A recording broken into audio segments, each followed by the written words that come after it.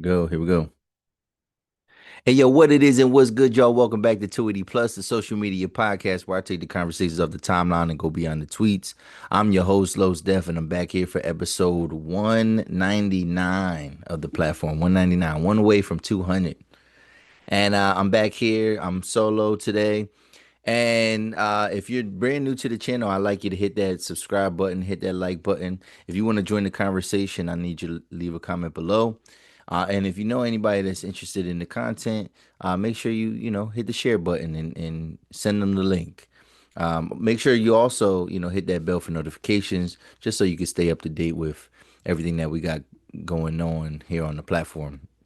And so I'm glad to be back, and I actually was not gonna record anything this week, and this episode it will come out a little bit later than Thursday or Wednesday or Thursday. Might come out Friday, Saturday, depending on how this goes. But the reason I wasn't gonna record, it wasn't about content or anything like that. It had to do with just behind the scenes mess, you know what I'm saying? And it has nothing to do with drama, but I literally had a hardware issue, which was probably a software issue, but no, I think it was it was a hardware issue, I guess. And my computer, man, the engine of this platform just it crapped out on me, man. It wouldn't boot up.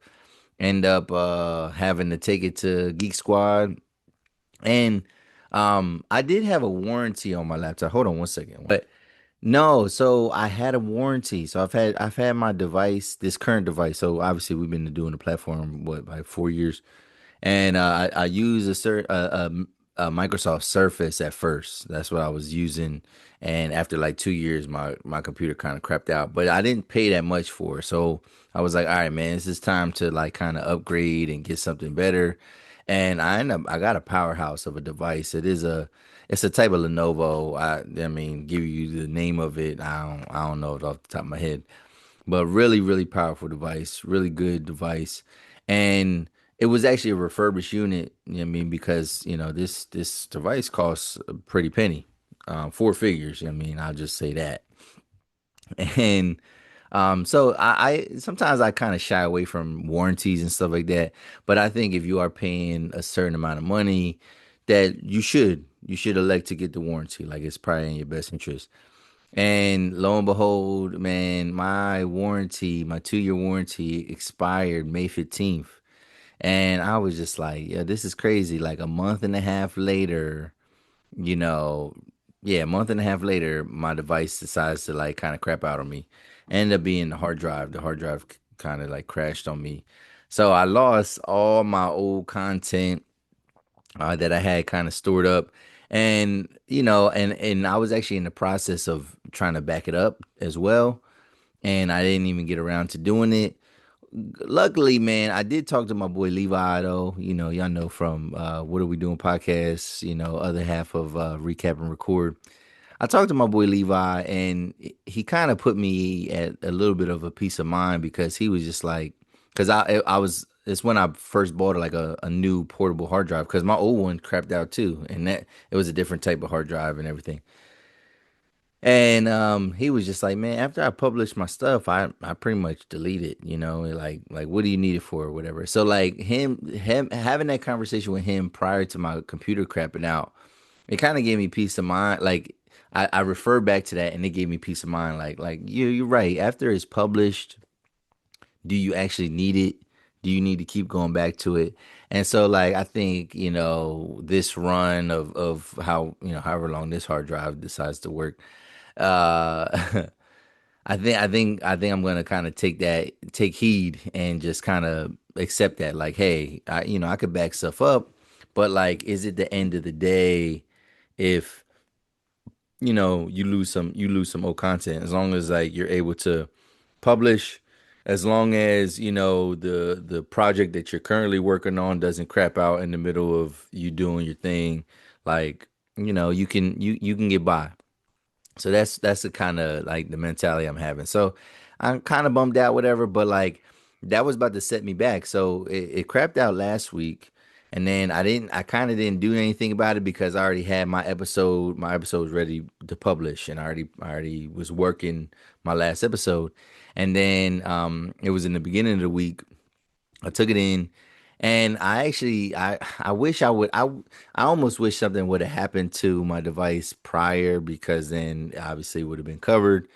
But then I was actually surprised by the turnaround time. And so because this I figured that this was gonna put me out a week, like I wasn't gonna be able to put out any content. And I kind of accepted that, but then when they got my device fixed sooner than I expected, I said to myself, well, I got to take advantage of this, and why not just embrace it and make the content? You know what I mean? Like why would I keep it going? Like why would I delay, or why would I miss a week um for that when I have a solution already? So yeah, so again, this episode probably will come maybe late Friday. Maybe we can get this out late Friday, but Saturday at the latest that this episode will come out. So I'm pretty excited. So I'm glad to be back with y'all. And this actually probably is a bad week to miss because there's a lot of content out. There's a lot of things going on in the world. Obviously, we're gonna touch on the Diddy verdict and how that plays out, or and how that played out, because we have a final decision, and it's kind of a 180 of what a lot of people expected. So we're gonna kind of get into some of that narrative as well. What else do we have? Oh, we're going to talk about some of these trades and NBA free agency, just certain things that have come up, and as of this recording, we'll keep you as up to date, and really only big names, because obviously there's a lot of moves. We're not going to focus on smaller names and smaller players. We're just going to focus on marquee guys that have kind of got moved around, or from marquee teams that moved on from some players. So we're going to talk about that, the Diddy verdict. We got some TV show recaps. We're gonna talk about the poop cruise, right? Trainwreck. We're gonna get into that, review that, recap that.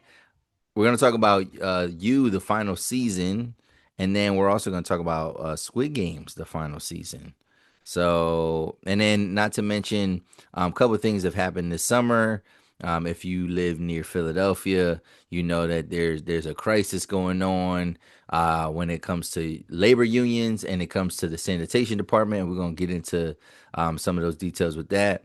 And then a new immersive experience related back to some of the TV shows that we're going to talk about is opening up two locations. If y'all heard of Netflix House, we're going to get into that. The opening the location in Philly and in Dallas by the end of 2025. And it's funny because obviously we in PA, all my family lives in Philly, so I have a reason to go there. And then, one of my best friends lives in Dallas, so I have a reason to check that one out too, at some point in time. So we're gonna get into all that type of content, and so we'll go from there. But I'm glad that you're with me. Again, leave a comment below, hit that like button, hit that subscribe button, hit that bell for notifications, and let's get on with the show, y'all. All right, so first things first, we're gonna get into like stuff that's fun, and we are gonna talk about this Netflix house.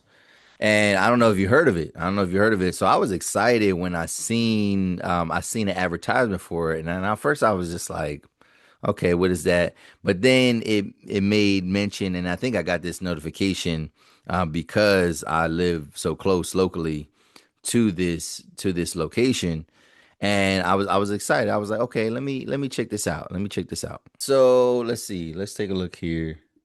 All right, so Netflix House, and you can go straight to their website for it. But yeah, I seen it on Instagram. It was like an ad, and then I was like, let me click on this. Like, what is this? What's Netflix House?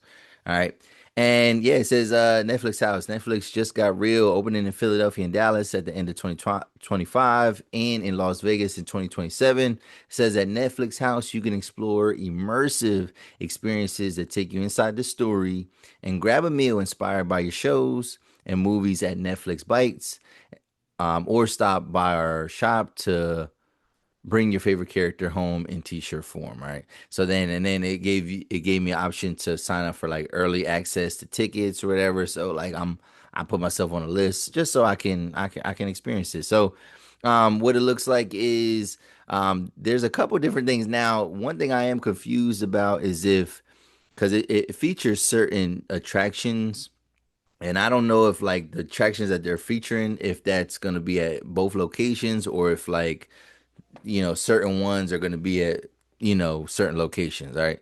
So the first attraction is supposed to be is Wednesday. So basically, based on the show Wednesday, it's called the Eve of Outcasts. It says, what starts off as a fun school carnival, Shudder, falls under Wednesday's spell to make for a twisted tour through the macabre. All right, so obviously it's going to be some type of like scary looking house type of thing that you can probably good photo ops, but also probably gets into the show, gets into the characters there. But it looks like some an immersive experience that you get to kind of look through.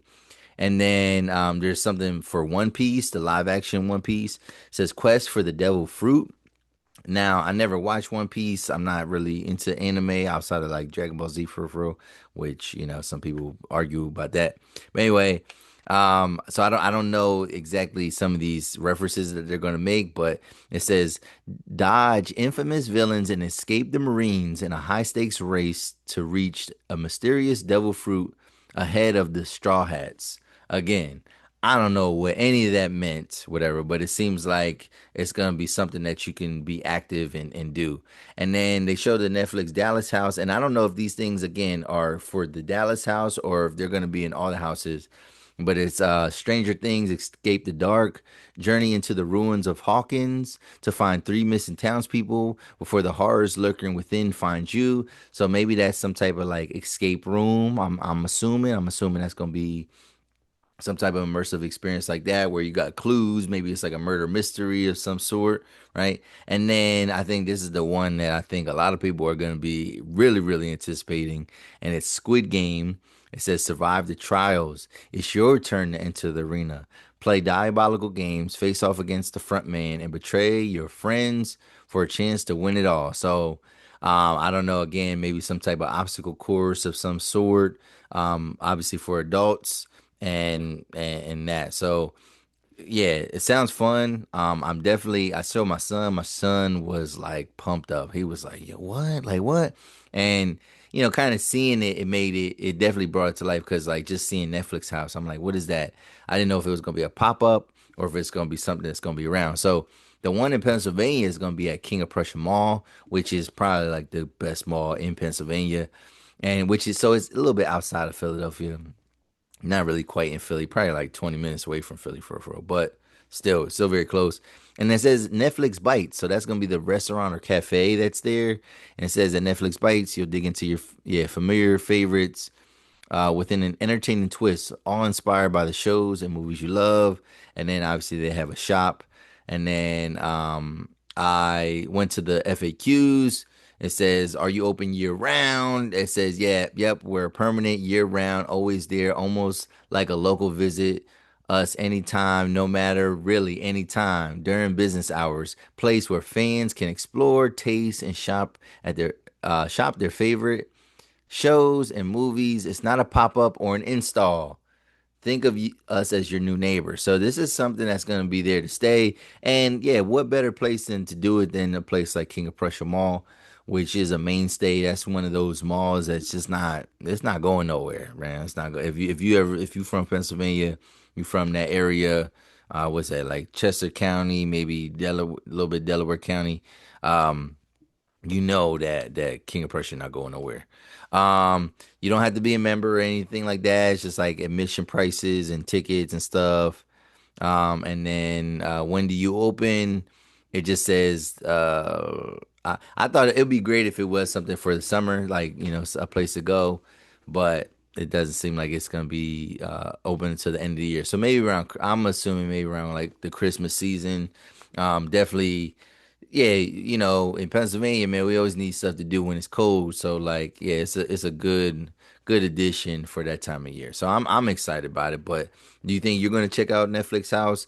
Leave a comment below if you heard anything about it. And maybe even comment, what are some shows that you hope that they feature. I'm sure at the merch at the shop they're gonna feature a lot more than what some of these immersive experiences are. But like, I guess, yeah, what would be a cool immersive experience for you if you were going to be visiting Netflix house for the first time? Let me know in the comment section below. Right. So sticking with Philadelphia though, we're gonna move on. Sticking with Philadelphia, there's a problem going on, and I kind of alluded to it in the beginning of the episode. Let me see some real quick, so I got my notes ready. All right. So yes, yes, yes. So there's a sanitation issue in the city of Philadelphia. So currently, Philly is in the middle of a sanitation worker strike. All right. So obviously, the sanitation labor union is at odds with the mayor of Philadelphia. And I know a lot of platforms that have already kind of talked about this, and they have some choice words for. I think her name is Sherelle Parker. They got some choice words for her. But when I think about this, right? So like think, sanitation. So it's like your trash pickup. So obviously it depends on where you live. Sometimes those things are picked up by like private contractors or private companies, and people pay like a bill to them or to the township. If you live in a bigger city, it's obviously like it's a city job, it's a city thing. And these guys went on strike. Obviously, they don't feel respected.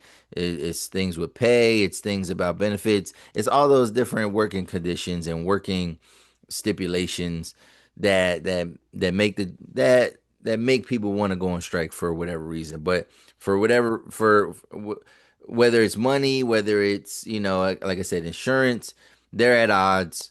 Um, and it's bad though, because to me, I feel like Philly, like I love Philly. Philly is where like pretty much, 80 to 90% of my family lives in Philly, right? And I love the city. I love going to visit.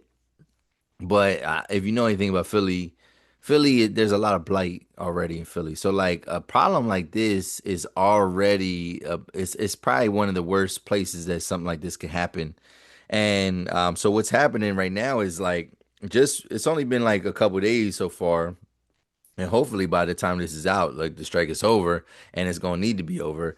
But so right now, like it's only been a couple days, and just the trash is piling up on the streets. It's just like, you go through some streets, and it's just a sea of trash. Like if you were to parallel park, your passenger would be opening their door to stinky trash bags. You know what I mean? So like it's just a horrible thing. It's a horrible thing for the city. It's a health hazard. It's a rodent hazard, right? Because all this trash is just gonna invite vermin and bugs and all type of rodents and stuff like that. So like it's definitely not something that they should be playing with. And I feel like there has to be certain like, maybe certain public entities, they can't bow down to every union. But I feel like the sanitation people, that's one of those unions that you gotta make things right. And you have to make things right before the deadline, like well before the deadline. You never It was just kind of like when the port workers went on strike, you know what I mean? And it's like one of those things where it's like they wasn't supposed to go to the deadline. They was supposed to get that done a week or two prior.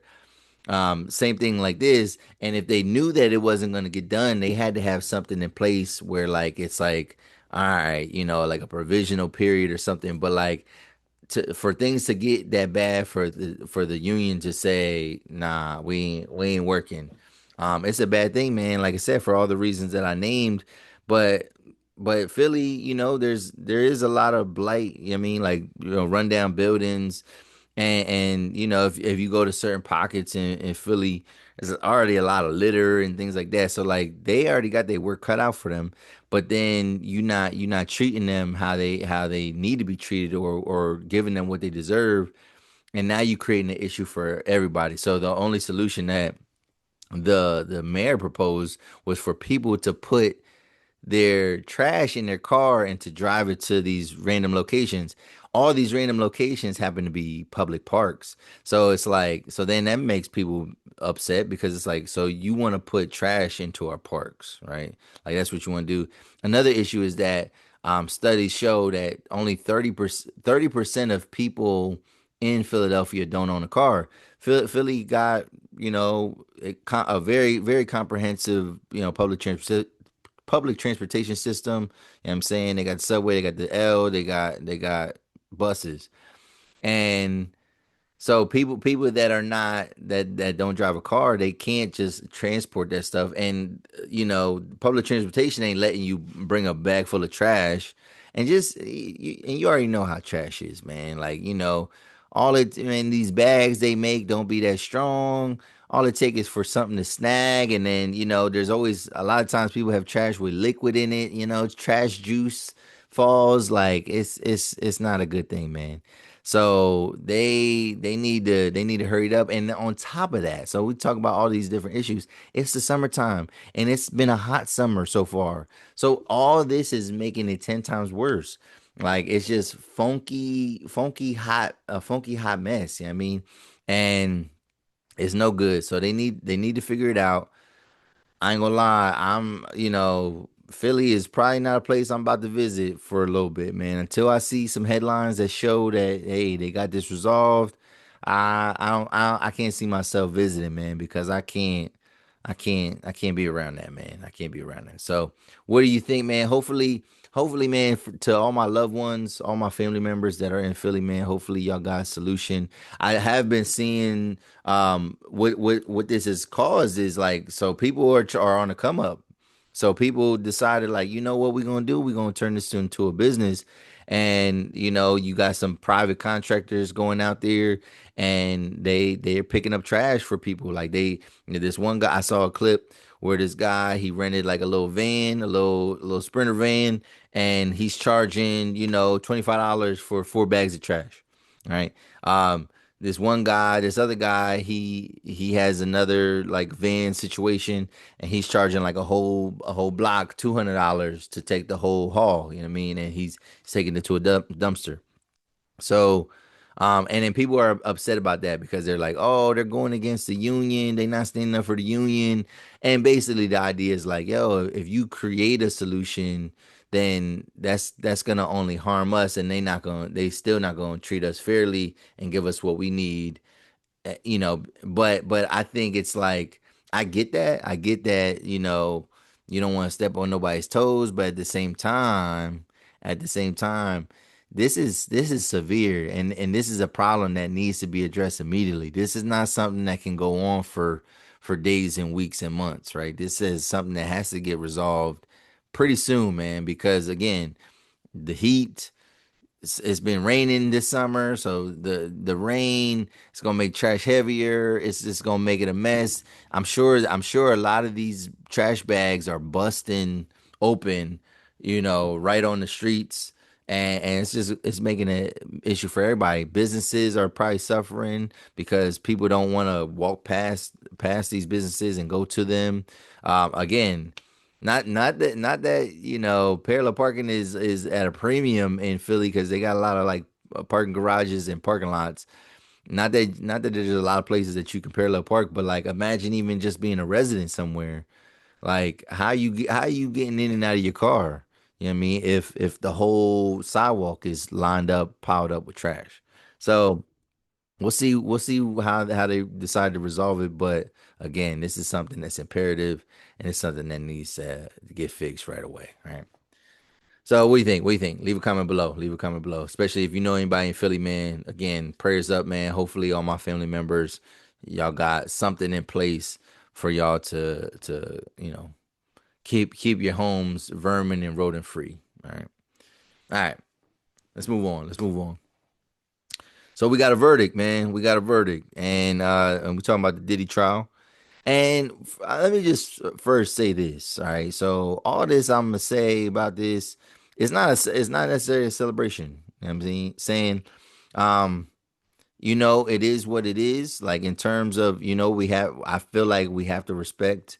I think people have in general, not me. I won't say we, like as if I'm the opposing side, but I think people in general have to respect the decision of the juries.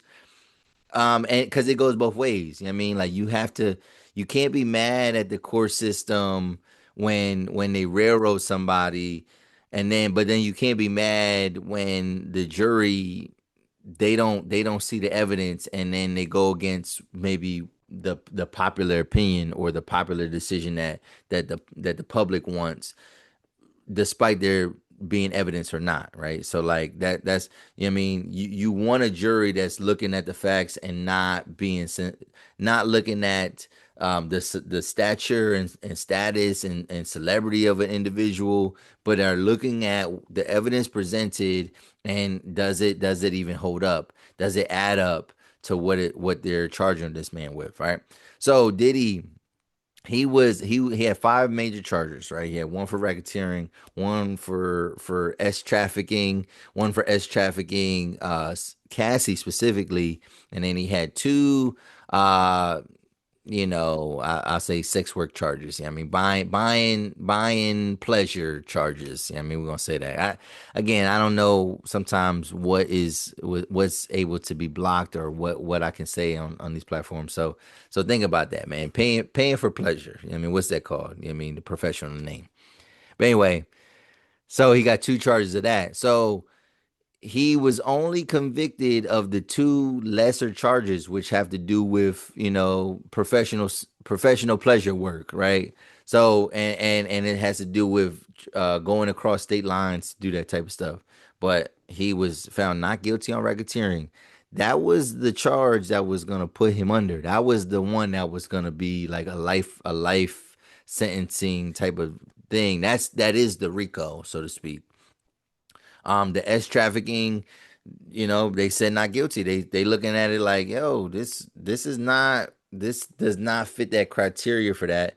And then and talking about S trafficking specifically in regards to Cassie Ventura, they looking at it like, no, she was with it. She had a consensual relationship with this man.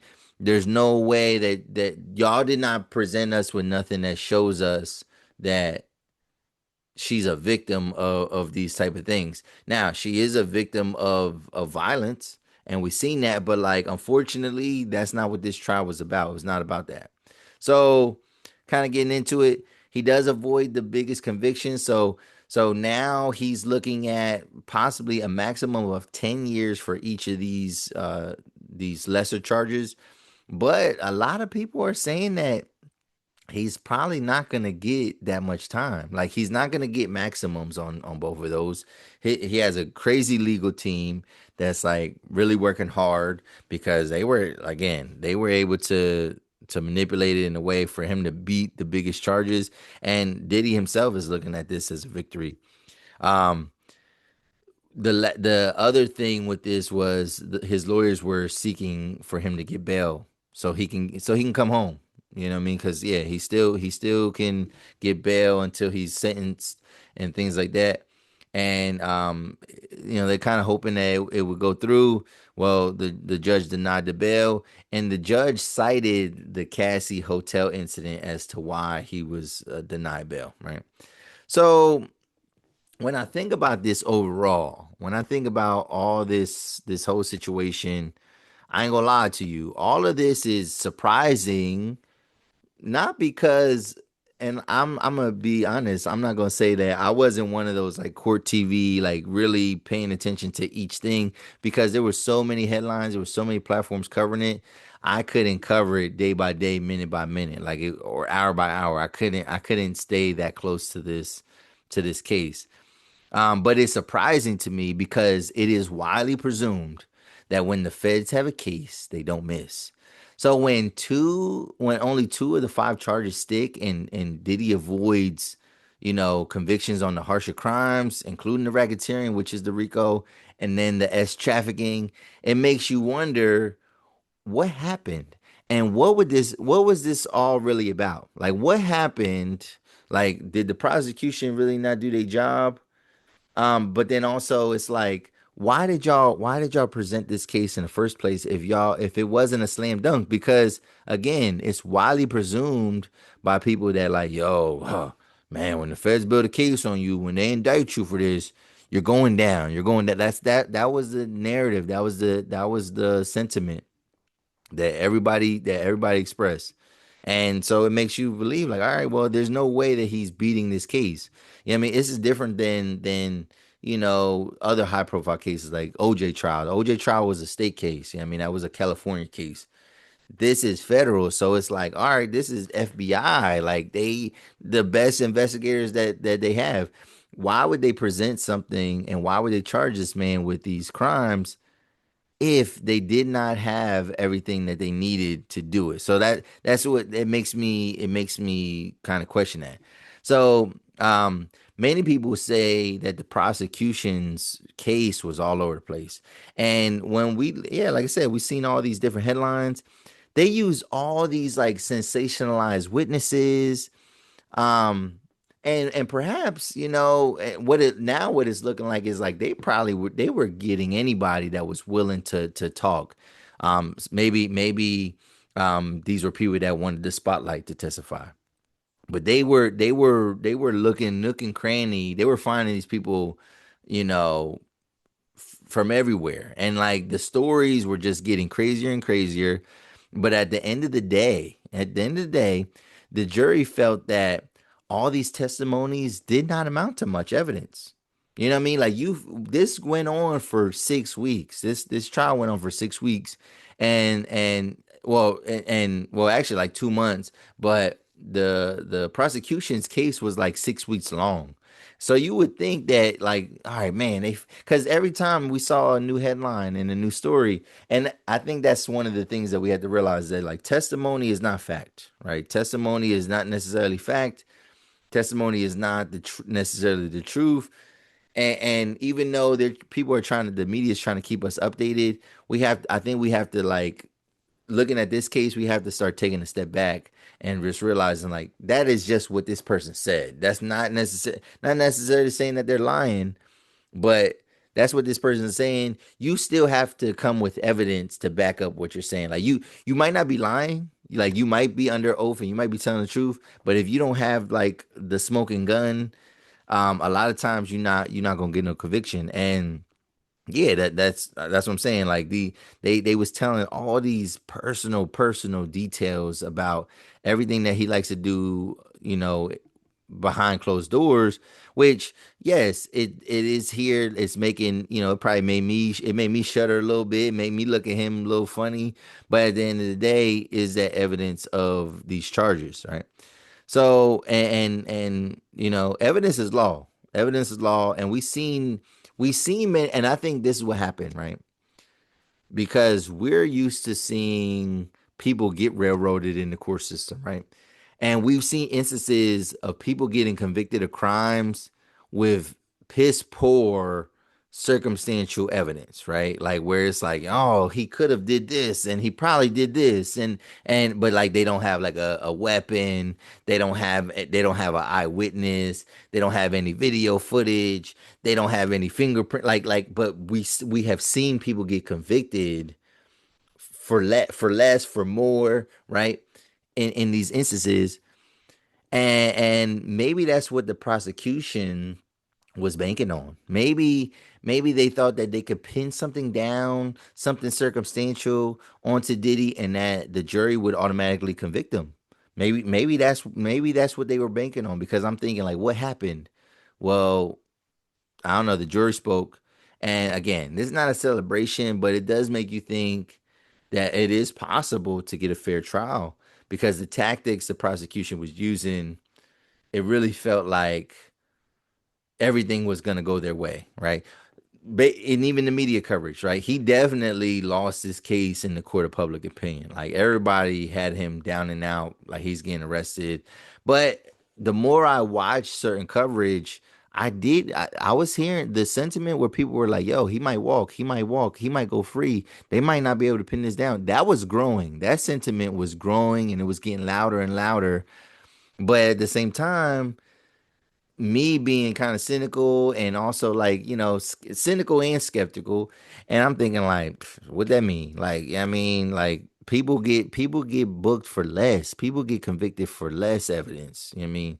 And but again, maybe there was no actual evidence. It's just they were trying to pull at the heartstrings of these jurors, and the jurors did not bite. They didn't buy it. They didn't buy it. And so I did watch a couple press conferences, and it was the press conference really with all the lawyers. And one of the things that the lady was like, one of his lawyers was saying, she was a black woman up there, only black woman up there. Um, and she said, we love the media, we appreciate the media. And she says, but as much as you guys were out there on the front lines, reporting all these accusations and all these claims and all these testimonies and getting the story out to everybody, she said, keep that same energy when it comes to this acquittal and his not guilty verdict. Like, cover this the same way, like, be relentless, because that's what it should be. Now, some people will probably, the conspiracy theorists are probably going to say stuff like, oh, the jury was paid off. There's also probably a contingent of conspiracy theorists that just feel like, oh, well, that they did accomplish the mission. The mission was to just strip him away of all his of a lot of his wealth, or all his wealth, to embarrass him, to ridicule him, to make him look a certain way. And maybe, and people feel like, well, the mission is accomplished because everybody knows that his reputation is definitely going to take a hit. A lot of people are kind of banking on his rebrand being solid. It's tough because, again, the image of this, like the Cassie incident in the hotel, that became like the image of this case, even though this case was nothing about that, right? So I think it's putting people in a conflicted mindset, because it's like that's the last image that they have of Diddy, as a free man, right? Right. Like that's the image. That's what this case, everybody thought this case was going to be kind of related to, and it wasn't. There was so much. So there was so many things people were implying about parties, and we thought that, that's what the freak offs are. It's these parties. No, the freak offs were like just him and Cassie, and these hired workers. You know what I'm saying? Getting busy very, very privately, like, intimately. It wasn't some like eyes wide shut type of masquerade where like people were like, all that was myth. All that was like, we made that up. Like, and I mean, and I'm saying I'm talking about the internet, social media. Social media made that up. Like, none of that was like real, or they had no evidence to kind of support that. And it's kind of wild. So I think the conflicting thing is, I actually do think that Diddy was, like, since that incident, right, with Cassie, with 2016, like, because you seen like the way what he was calling himself, and like I think he was in the middle of like a rebrand. And then once the civil suit dropped, and then maybe because Diddy pressed the wrong buttons with the people of Diageo, they decided like, yo, we gonna press the button on this, man. And you're getting sloppy, and we got to teach you a lesson. Maybe that's all this was. But I think he was in the midst of like kind of changing himself, and then these are just like nasty scars from his past. And again, I just feel like, yeah, like, you can't go too gung ho about like, oh, the jury was rigged and this and that. Like, I don't know. Like, like, maybe if this was like some type of local township that had, this is a federal case. So like, no, the feds are supposed to do everything they can to make sure like they got good witnesses, they got good evidence, they got good testimonies. And it's not, I can't see a jury being rigged in a black man's favor. So like, if that's your narrative, I think yeah, you gotta take the tinfoil hat off a little bit. I mean, it is what it is. And maybe the prosecution didn't do their job, or maybe they just really didn't have anything, to be honest. And but at the end of the day, this seemed like a waste of, I mean, shout out to, I feel bad for any victims, but it does seem like this is a waste of resources. You know what I mean? Because I think a lot of people, when it comes to the RICO, a lot of people were thinking that like some name was gonna drop, and like it was gonna lead to, I even talked about these aliases that he used, right? I thought that was gonna be like, oh, that's the smoking gun. They're gonna start looking at stuff. maybe more cases kind of pop up, but like it seems like there's a thing called double jeopardy, so you can't be in certain instances you can't be tried for the same type of crime unless it's a very new offense. But I think this is gonna drastically change the outcome of a lot of these civil lawsuits that were dropping on him. And this is gonna change the landscape of that. And if there's no, even though civil is not always related to the crime, if there's no teeth in it, because yeah, you kind of, if he got convicted of of these crimes, there's teeth in those claims. Now that he's not convicted of these big things, it makes everything just seem very circumstantial. But we'll see. We'll see. Sentencing is scheduled for October 3rd at the moment. So Diddy, again, he was denied bail. I think they're gonna try to fight that to see if they can get him out. They'll probably file injunctions to try to expedite some things. They're probably gonna expedite the sentencing. But for now, he is going back to prison until October 3rd when they decide what he gets ultimately sentenced with. So. But what do you think about everything that kind of transpired over the last couple months with this Diddy trial? Is it over? Is there more claims? Did the prosecution mess up? Did the feds waste our time? Is Diddy an innocent man, or is he good at getting away with things? I don't know. I don't know. That's the question I got for y'all. What do y'all think? Um, Leave a comment below. Leave a comment below. All right, so let's move on. Totally different topic, totally different things. And then we're gonna kind of get down to the last little bit of stretch here. And yeah, let's talk about sports, man. Let's talk about these NBA trades and free agency. So again, I said I was only gonna focus on some of the bigger names. I'm not gonna get into commentary about freaking Gary Trent Jr. Getting signed to the Bucks or something. I'm not gonna talk about that, even though he did get signed to the Bucks. But so obviously we know the Durant trade, we know the Desmond Bain trade. So then there's been some other moves. We're not even gonna talk about re-signings, right? So like, because yeah, Jaren Jackson Jr. got re-signed. He took his max deal. Shea took his max deal. We're not gonna talk about that type of stuff. Gonna get into just actual moves, whether it was a trade or some type of big signing, right? So one name that comes to mind, and this is from a former NBA champion. We're talking about the Denver Nuggets, and we're talking about Michael Porter Jr. So yeah, they shipped them off to New Jersey, and essentially, as it looks, they're blowing up the team. They're blowing up the team. It looks like they've gotten some players to kind of replace him. Michael Porter Jr. is really good, really talented.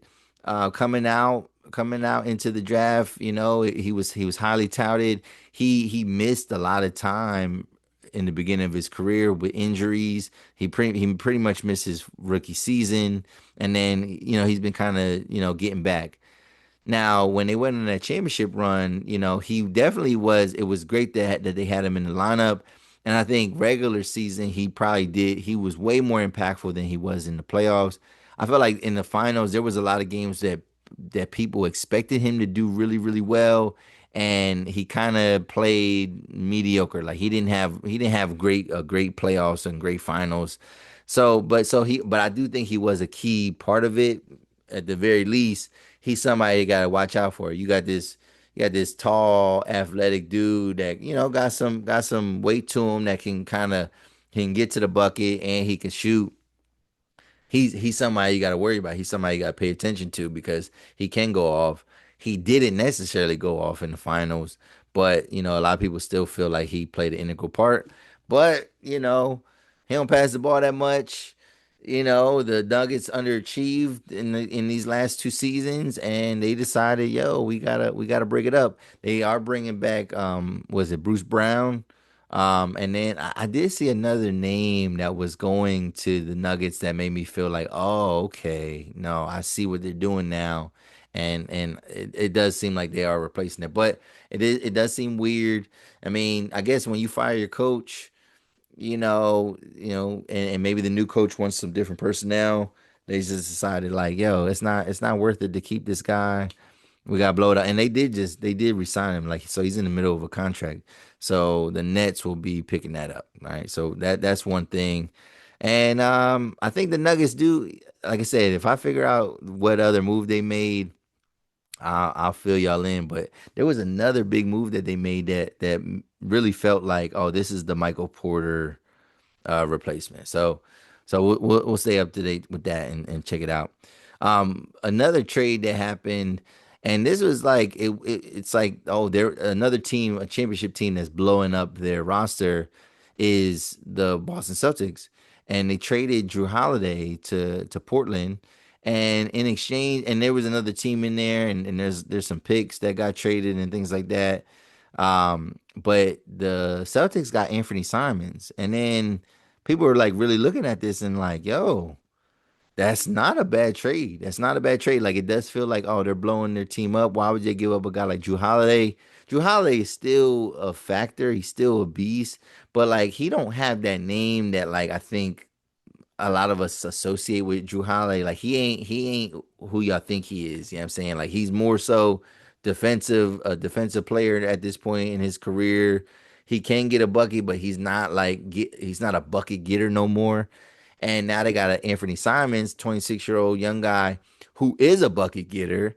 And it looks like even though, yes, they are losing a big asset in somebody like Jrue Holiday. Now they can play with the lineups a little bit. You know, maybe you run with Simons at the one or the two. Maybe you go Derek White at the one or the two. So and then Jalen Brown gets to kind of play in a more natural position for him. What who else they got? Who else they got? Yeah, that's I mean, without Tatum, it's gonna be tough. They did give up Porzingis. You know, Horford's probably not gonna be somebody that stays around. They lost Cornette. So yeah, the Boston might not be that good, but they might not be that bad either, especially with a young guy like Anthony Simons, somebody that could develop and like for like while he's in his prime, right? Like kind of prime him up because what they want to do is, unless they blow it up completely, they're looking ahead to not this next coming season, but the season after that when Tatum comes back. That's what they're gonna be. Because yeah, Tatum he could play this coming year, but it won't be till late, maybe not even to the playoffs. But again, Achilles injuries, don't want to rush those, and you want him to have a full recovery no matter what. So we'll take a look at that. A big release was Dame Lillard, man. The Bucks. They decided they were gonna release Dame Lillard. Now Dame Lillard is another one of these players that suffered a season-ending Achilles injury in the playoffs. So his return for next year is very, very doubtful. So I think the Bucks they look at it like, damn, we got him. We wanted him, but like he can't play for us. He's not an asset anymore. He's a liability. So like they like flat out released him. Now in the NBA is different, you know what I mean? So he's gonna get paid. And they're gonna have that big chunk of money like that they cannot use. Like it's basically gonna be like dead cap space. They're gonna have a big chunk of money, not quite the full amount of his contract, but it's still gonna be over $20 million that's gonna be accounted for the next couple of years that they cannot use. So they have to be kind of tight.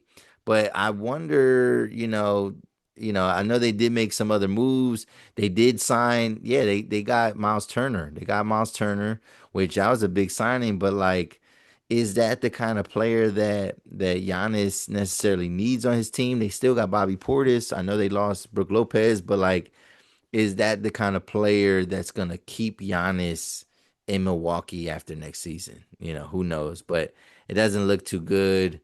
They're gonna have to reload, man, with some sneaky veterans or something like that, and really think about how this team needs to be comprised. And then Deandre Ayton to the Lakers, man. Wow. So he got a buyout from Portland. So Portland, yes, it's not gonna be Jrue Holiday and DeAndre Ayton and Scoop Jackson and all that, whatever. Scoot Henderson. It's not gonna be those guys. DeAndre Ayton is going to the Lakers. and they're able to get him for like a mid-level exception. So they're not even really paying him that much. But DeAndre Ayton gives them the big man presence that they've been wanting through free agency, through the draft. This is that guy that's gonna do it for him. And I think, yeah, man, a new, a new scenery, in a place where they still kind of want to win over there. He's gonna be getting to play with Luca. He's gonna play with LeBron. They still got Austin Reeves. So like now adding Aiton over there, that's a piece for them. That's a piece for them. People forgetting, like, yeah, Aiton's not like a high motor guy. He doesn't look like he's doing much, but he's averaging 16 and 10, you know what I mean, just on the calm, you know what I mean? So and he's probably that's all they probably want him to do there. They still have Achimura. So I wonder if they're gonna play Aiton more as center or if they're gonna play him at his natural position at power forward. I think over there in LA, he's gonna be playing center, but we'll see.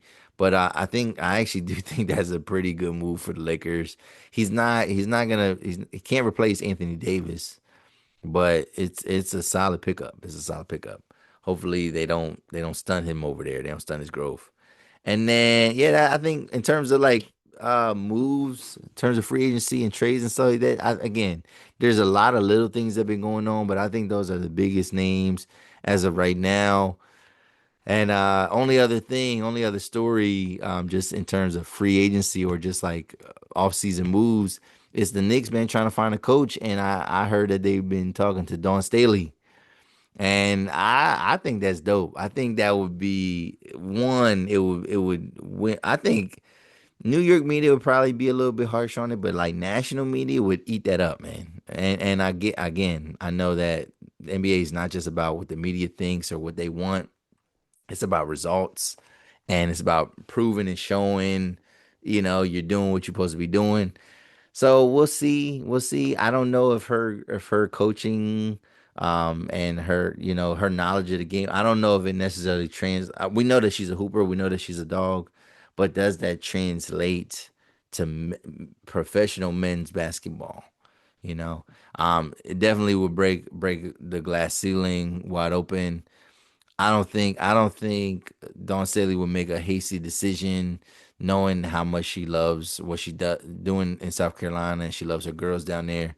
So like I don't see her making a hasty move like this necessarily, but it is intriguing. It makes you feel like, dang, is it possible? Like, could she be an effective coach in the NBA? I don't know. I don't. My answer is I don't. I'm not sure because I need to hear some other minds in the business to kind of co-sign that, to let me know if is that like a thing that could happen or is that like a pipe dream. So what do you think though? What do you think about NBA free agency so far? We know what happened in the draft. Um, you know, what do you think so far? What teams got better? What teams are poised to kind of make a leap into a different level next year? What do you think? What do you think? Leave a comment below. All right. Last part of the show, we're gonna get into some TV recaps. All right. And we got three different shows I'm gonna talk about semi briefly, and hopefully these are shows that you go check out for yourself as well. But yeah, it's just me giving like my commentary, my reviews on this. So the first thing is Trainwreck. So Trainwreck is a series on Netflix that centers around various moments in pop culture history. Um, that ultimately these things were disasters, right? So hence the name Trainwreck.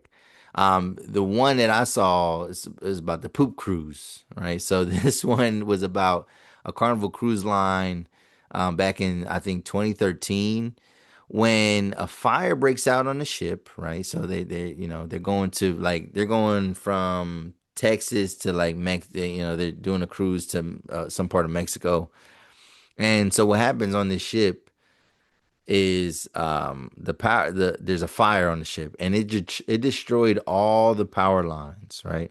So not having so this boat was pretty much floating at sea for several days and not having power, this led to a bathroom crisis.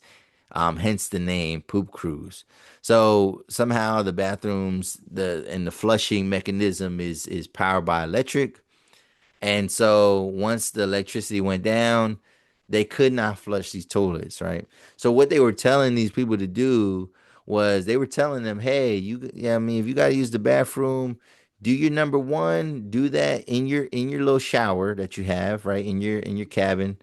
Do number one in there, and if you have to do a number two, if you have to do a number two, we're gonna give you these red bags, right? And then everybody was like, what? Like everybody was like appalled and offended that they even suggested that these people should poop in a bag. You know what I'm saying? Like they were just like, yo, what? Like, I'm not doing that. I'm not gonna degrade myself. I pay for a cruise.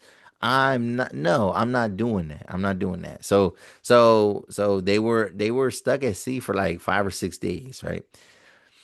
And it was getting a little bit crazy. It's like people like so it was hot in there. So remember, they don't have any power, so they don't have any air conditioning.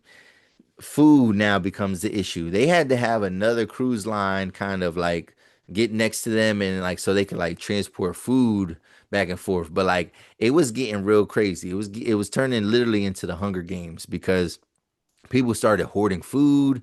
They started taking the mattresses out of the rooms and they were like literally bunking like by the on the deck, by the pools and stuff like that, in the hallways. Like everybody was just kind of very communal because it was cooler outside, like obviously outside on the deck than to just be sleeping inside of the cabins. So again, they're stuck for a couple days. And this is when actually, so when they finally get saved, right, or rescued, the idea was that they were going to get pulled by a tugboat. And although the tugboat signified that they were getting to go home, although that was a signal that they were going home, that was probably the worst thing that could happen. So the tugboat starts to pull the boat, right? They start to pull them, and then what happens is like as they're pulling them, it started to shift the ship, right? So the ship is no longer upright, right? It's getting pulled.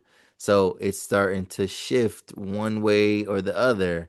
And this was the worst thing that could have happened, right? Because what happened was all that backed up, all that backed up urine in those showers, right?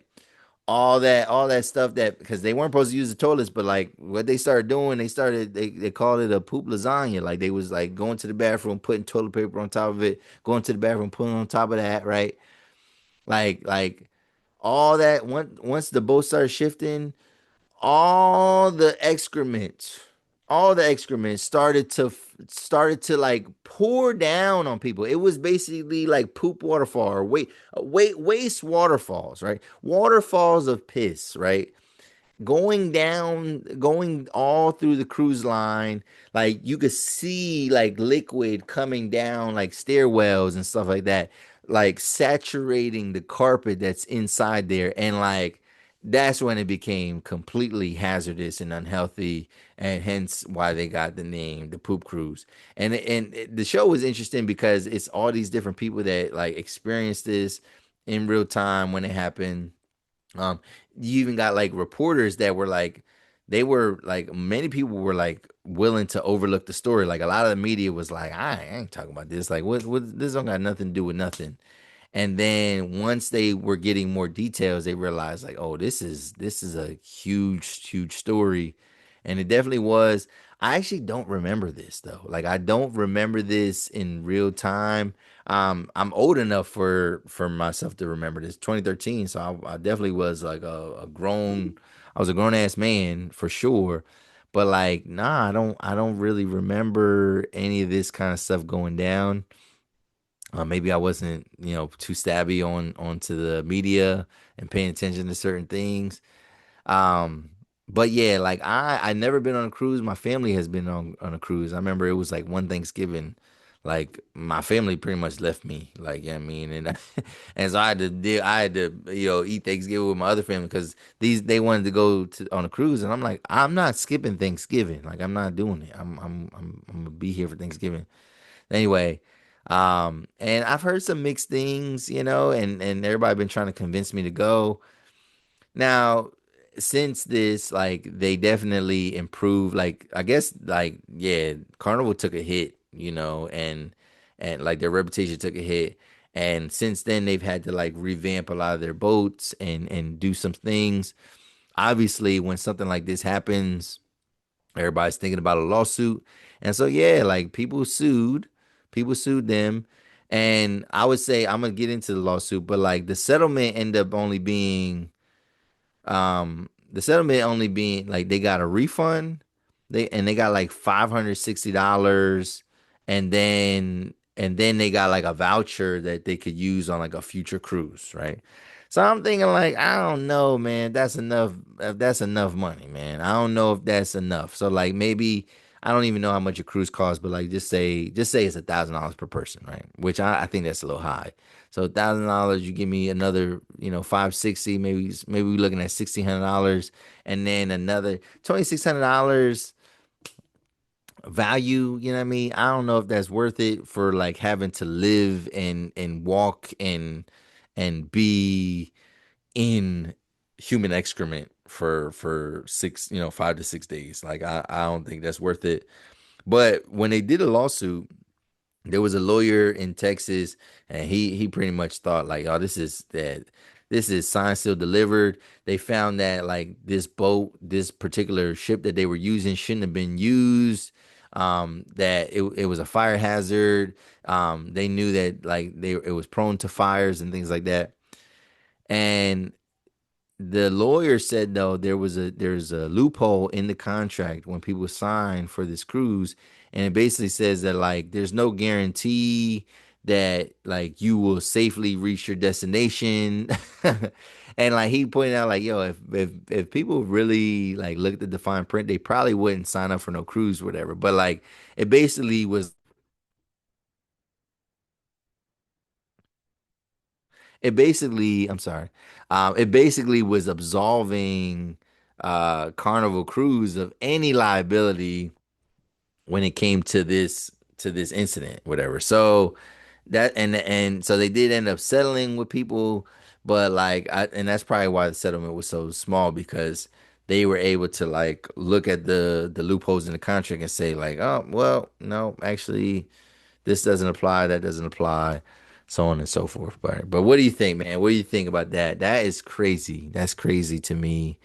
And it definitely makes me kind of question going on a cruise though. But what do you think? When's the last time you've been on a cruise? And do you remember this? And like, where were you when you heard about this story, I guess? Maybe it's watching this show for the first time. But yeah, let me know. Let me know in the comment section. All right, let's move on. So another show that I want to talk about was You, and I was able to like kind of, yeah, I mean, it's the final season. I was waiting to watch it because like sometimes, man, when I have a show that I really like, I get a little bit of like separation anxiety when the show's gonna end, and like I'll refuse to watch like the end of something. Like for example. And this is more so because of like kind of what happened, but like House of Cards, right? That was one of my favorite shows.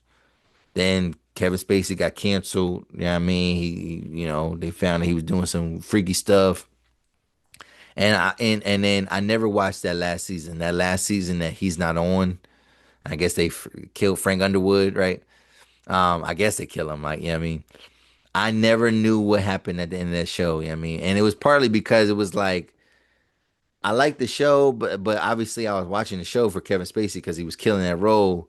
But then like seeing how he was moving in that show was like kind of similar to like how he was moving in real life, and it made me like think like, I can't support this, man. Like I'm not gonna boycott Netflix. But I don't have to watch this show anymore. So but anyway, that's how I kind of feel. You does not the same way, but just in the sense of like not wanting to see the end. That's how I felt about You. But what a season. What a season, man. Season 5, they really did their big one with this one. I'm not gonna say it is the best overall, but it's definitely one of the best seasons overall. I would have to look back and really like kind of rank this, but like it's not the best because like I think learning about everything that happens, like seeing his this world develop was very exciting. It's definitely one of it might be two, you know what I'm saying? Like it's up there because of just everything. And it kind of took you back, like, and it kind of makes you think, like, dang, was this show this good this whole time? Like, that's how it was.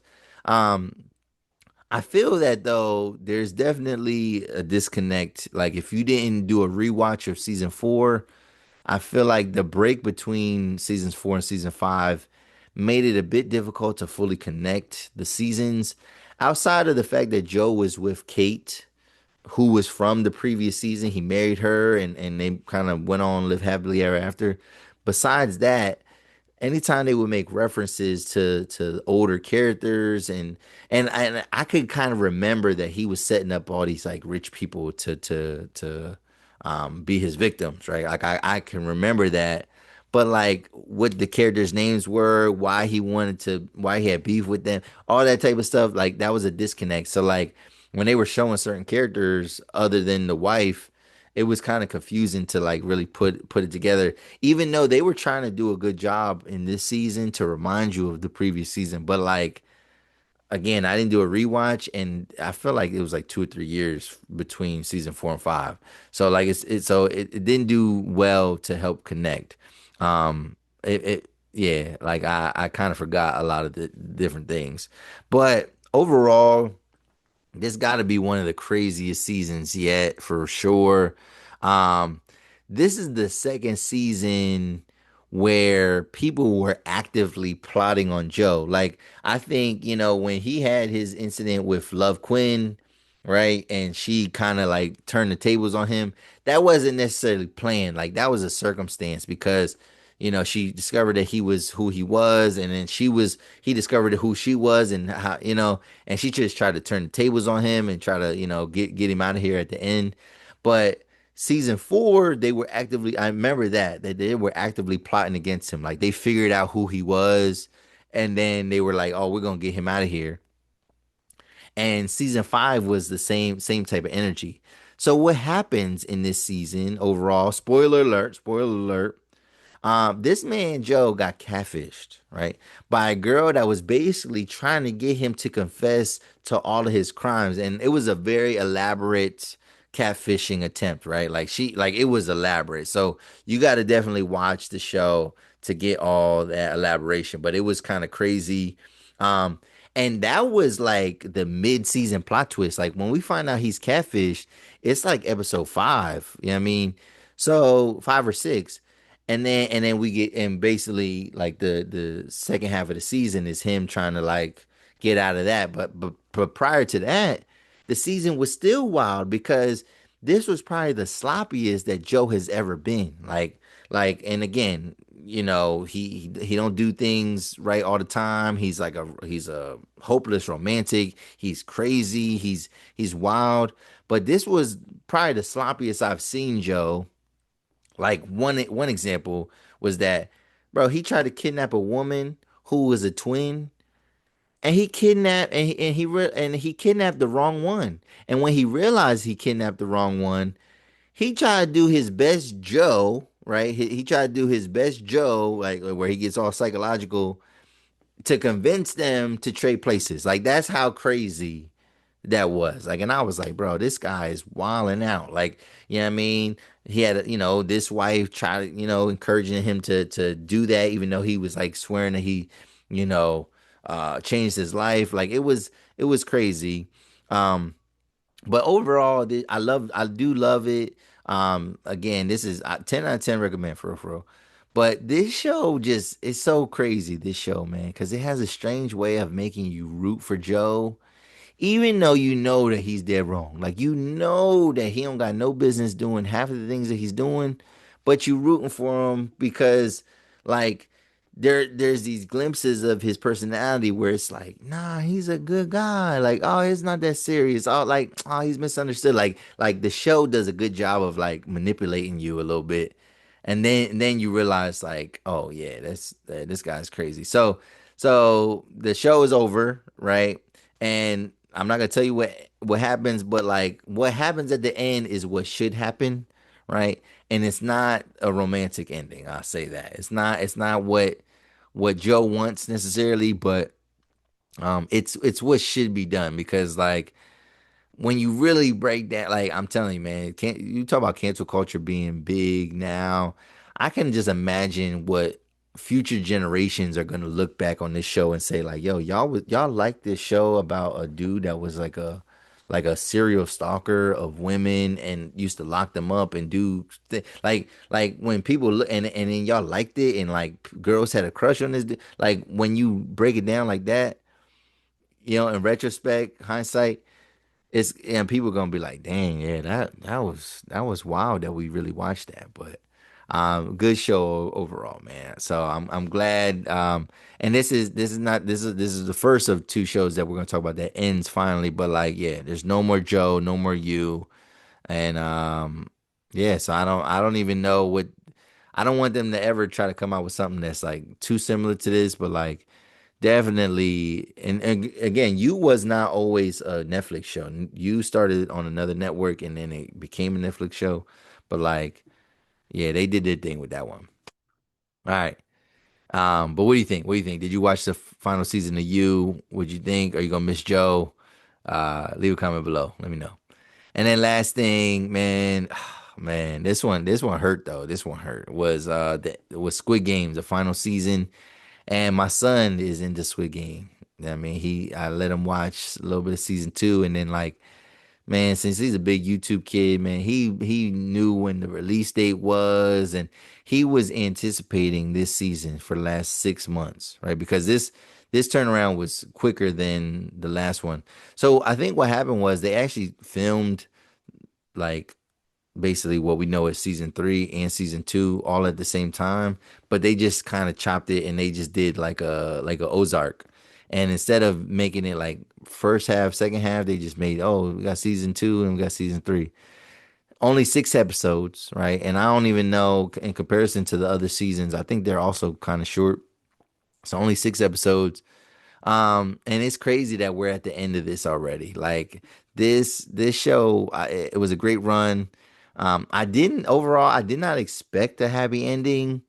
But they did a good job of like kind of building the suspense around, our main character 456.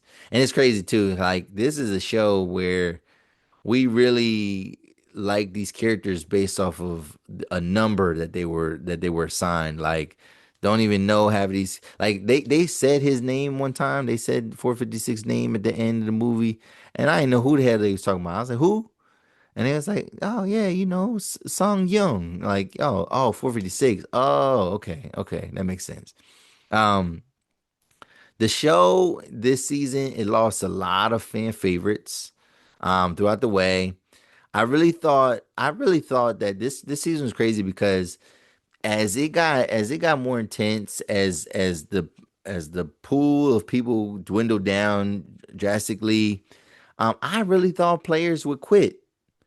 And and I actually thought that the energy behind the show would be about like them trying to start a coup and really trying to overthrow the game. I thought that yeah, they did it, in season two, but I thought like they would calm down and then get their courage to like do it again, right? But more successfully.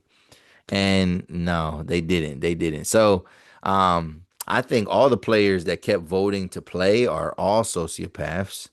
Um, and it's just this show is just crazy because they just have a interesting way of making the simplest kid games into the craziest thing you ever thought of, right? Like so think about like playing killer hide and seek, right? Like so it's not enough that you are hiding or like you got to find somebody.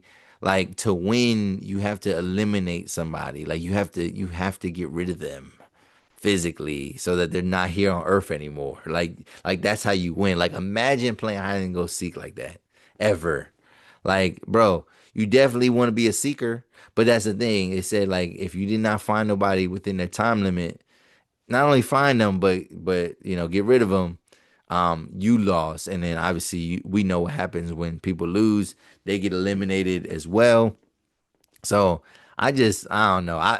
that was stressful, man. Like watching that game was stressful because I would have got lost in that course. Like I think I would have felt like I was going in circles. I remember when I went to Canada, I went to little fun house type activity, little place with my son, and we doing like a mirror maze. And bro, like that's what that place looked like, a mirror maze to me. And like I struggled in that mirror maze. And so in some environment like that, and then you trying to like stay alive at and you got that kind of pressure on you, I would have folded, man. So make me a seeker on that. I don't want no parts of that. The death jump rope was wild. Um, I think that was crazy, and that challenge or that game requires so much endurance and stamina. Like you literally, like it's not only that you're jumping forward, and then there was a gap in there. Like it was crazy. It was crazy. In that game, your best bet was to start to go in the beginning. Like your best bet was to go in the beginning, and like so you could kind of get your own pace. Um, Hopefully you don't have nobody crazy like that one guy who was like literally like they would get to the finish line and he was like pushing people off. Like and he talking about something. I'm playing the game, and I'm thinking like, bruh, you are the worst human being in the world. Like, why would you do that? Bro, like I get it that this, it's nihilistic, it's crazy, the game is crazy, but like, come on, bro. Like, let the game take me out. Don't you be helping the game out, like, cause the game don't care nothing about you. So I'm glad that that guy got his just due. But like, yeah, that was crazy. But yeah, it definitely would have been easier to like I would if I was doing that jump rope, I would definitely accept my fate if the rope got me, as opposed to somebody pushing me off or somebody sabotaging my victory. And then that last game, it was like the Tower Squid game. I really, it was very Well, it was semi predictable because it was like, all right, yeah, they're definitely gonna do this and then do this, and then it's gonna leave these characters behind. And I thought the baby dad, 333, I think his number was, he I think he got jealous, I mean, of 456. He was definitely upset. I mean, like, yeah, he wanted to be a part of this kid's life after the fact. Um, but I think he was like jealous that 456 had this connection with his kid, and he just went crazy. Like, it seemed like he was really on 456's side, and I thought like they would get through it together. And I really thought like, cause yeah, three people could survive at the end, and I really thought it was gonna be I kind of hoped for like, oh, it's gonna be happily ever after type thing. But then on that second pillar, bro, the bull was acting crazy. Like he got too crazy, and I think he should have waited to eliminate 100. I think I would have played the game, and I would have got rid of him at the end. You know what I mean? And then even the guy that they called the lunchbox, like yeah, y'all should have did a better job of dragging him over, man. Like, or if you knew that you were gonna eliminate him, make that old guy 100 feel that you're on his team to eliminate him. Well, it ended up being, yeah, it ended up being those three at the end on the last pillar, right? The baby, 456 and 333. And yeah, man, 333 was wilding, and I didn't think that. I really did not think. Well, yeah, it was crazy because yeah, 456 had to eliminate him. Yeah, I guess 456 had no choice. He eliminated 333 before he started the game. Now, if he would have been able to like hit that button and then throw him off, then oh, happily ever after, him and the baby. Um, But it was, yeah, he didn't start the game yet. It was all those like technicalities of the games. Like I do like that, like where people are finding like the loopholes and like strategizing. I do like that to an extent, but like, yeah, that was unfortunate. And so I had a feeling that it was gonna be the baby gonna live at the end. But it's just kind of sad. But then I always felt too like how we gonna know that this baby getting what they supposed to get, you know? I also thought it was sick that they actually like how much these people wanted to get rid of this baby, but also like they really made the baby a character. Like that's just crazy. I feel like if anything, let the baby just live and it just be a handicap to whoever decides to care for it. But like making them a character, it was kind of sick. But like they was, all them dudes, everybody in there was just willing to like, like the meme where it's like F them kids, like they was really willing to just like toss the baby, bro, and get that baby out of here. But crazy show. I did like the subplot where they were like the detectives trying to crack what was happening. I'm glad that both of those main guys were able to kind of make it to the end. Um and then at the very end, now it was interesting. If I didn't see a notification or like a article about this or a headline or a meme or post about this, I read something that said that Netflix was working on the American version of Squid Games like later in 2025. If I wouldn't have seen that, the last scene would not have made any sense. So the very last scene, you see the front man, right? And he's driving, and this is after he done dropped off some money. Like he basically dropped off these cards and dropped off money to like to 456's family and then to the whoever is taking care of this baby, right? And you see him in the car and he rolls down the window and he in the alleyway he sees this white woman. She's basically a recruiter and she's playing that game with the two, I don't even know what that game's called, with the two triangles and they're smacking each other and she keeps smacking him because the guy keeps losing. Now, again, I think if I wouldn't have seen the headline about an American version, it wouldn't have resonated with me. I'd have been like, oh man, like this. But like I was like, oh okay, they're gonna tie this into that. I'm just kind of interested in what this universe like looks like, and if like the front man, um, Inho, right? If he has any involvement in this American version, but I'm interested to see it. It's dope, man. Squid Game, yeah, man, iconic show, crazy show, and yeah, I'm looking forward to, I'm definitely gonna watch the American version. Hopefully it's just as good. I think the foreign aspect made Squid Game better because it was like I think it made you give it a chance. It made you give it a chance because it was like you don't have the same expectations of actors and stuff like that you don't know. So like I feel like people were able to enjoy it for what it was. With a new Squid Game American version, you're gonna like it or dislike it because of certain actors being in it. That's just the truth of it. So we'll see, we'll see. But what'd you think, man? What'd you think about this week's episode? Again, we kind of, I mean, it's probably gonna be, it's still probably, I probably gave y'all more than an hour, but at the same time, we kind of condensed it, and I just wanted to make sure I got some content out for y'all because we found a solution for our problem. In the future, I'll try to keep y'all updated with any kind of changes like that.